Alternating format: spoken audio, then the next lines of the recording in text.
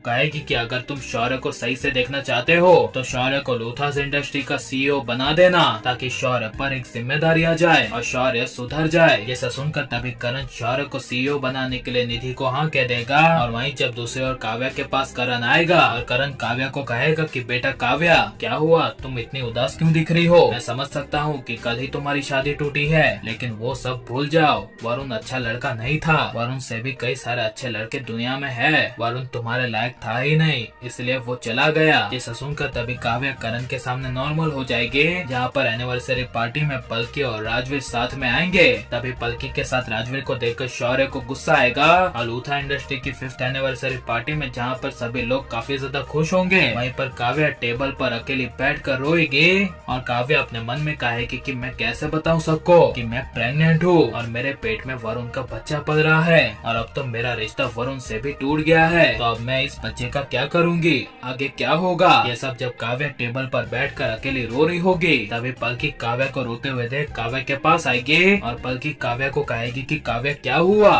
तुम रो क्यों रही हो? अब तो सब कुछ ठीक हो गया है। वरुण तुम्हारी लाइफ से और हमारी लाइफ से सबसे दूर जा चुका है, और आज तो देखो तुम्हारे पापा की लूथा इंडस्ट्री की 5th एनिवर्सरी है। तुम्हें तो खुश रहना चाहिए, इतनी उदास क्यों रह रही हो? तभी काव्या पलकी के सामने ज्यादा रोने लगेगी। तभी पलकी कुछ और बात है ये समझ जाएगी। और पलकी काव्या को कहेगी कि काव्या सच सच बता, बात क्या है? तुम कुछ ज्यादा ही रो रही हो, इतना कौन रोता है भला? वरुण तुम्हारे लायक ही नहीं था, फिर तुम उसको भुला क्यों नहीं पा रही हो? तभी यह सुनकर काव्या पलकी को कहेगी कुछ नहीं, तुम जाओ यहाँ से पलकी। इसे सुनकर तभी पलकी कहेगी मैं कहीं नहीं जाऊंगी, पहले तुम ये बात बताओ आखिर बात क्या है? तभी काव्या कहेगी कुछ नहीं, तुम जाओ, बस सिर्फ जो कल मेरी शादी टूटी थी मैं उसी के लिए रो रही हूँ। तभी पलकी कहेगी काव्या तुम झूठ कह रही हो, तुम्हारी आंखों से और बोलने के तरीके से लग रहा है कि इस बात के लिए तुम रो नहीं रही हो, कोई और बात है। प्लीज काव्या बताओ, अगर कोई पर्सनल बात है तो बताओ, मैं किसी को नहीं बताऊंगी, मैं प्रॉमिस करती हूँ। ये सुनकर तभी काव्या को काफी बड़ा झटका लगेगा। और काव्या तभी पलकी पे विश्वास करके पलकी को कहेगी कि मैं सच सच बताती हूँ कि बात क्या है,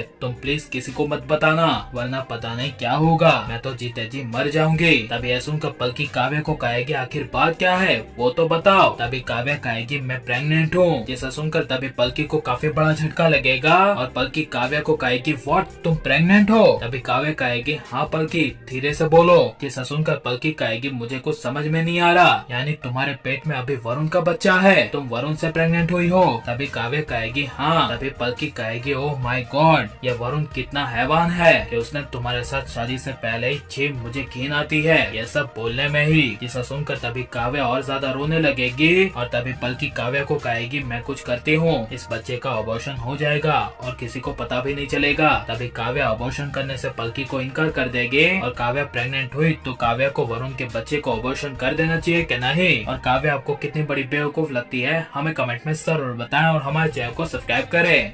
काव्या प्रेगनेंसी के चलते रोई लूथा इंडस्ट्री की 5th एनिवर्सरी की पार्टी में। जी हाँ दोस्तों, कुंडली भाग्य के आने वाले धमाकेदार एपिसोड में लूथराज इंडस्ट्री के 50 साल हो जाने की वजह से लूथा इंडस्ट्री की 5th एनिवर्सरी पार्टी रखी जाएगी और निधि करण